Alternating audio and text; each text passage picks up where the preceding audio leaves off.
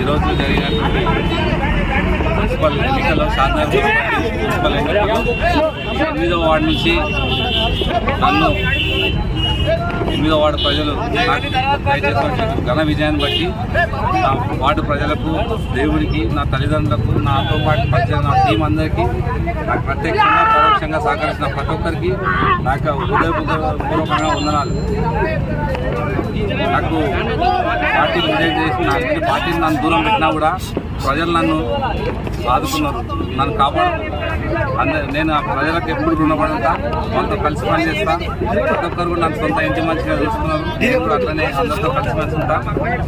ఎప్పుడు అందుబాటులో ఉండి నేను మరీ చేసే అవకాశం ఇచ్చినందుకు నాకు వార్డు ప్రజలందరికీ హృదయపూర్వక ధన్యవాదాలు తెలియజేస్తున్నాను.